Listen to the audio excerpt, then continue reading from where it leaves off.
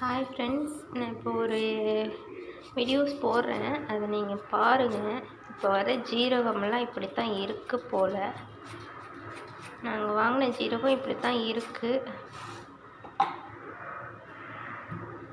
அப்படியே விட்டால் அது அப்படியே சேஞ்ச் ஆகும் கலர், அப்படியே அழுக்கு கலராக வந்துடுது.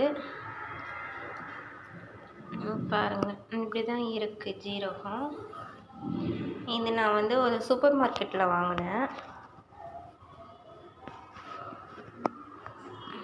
டோட்டலாக கலர் சுத்தமாக சேஞ்ச் ஆகிடுச்சு. அதை வடிகட்டினீங்க அப்படின்னா இது மாதிரி வருது. ஒரு மாதிரி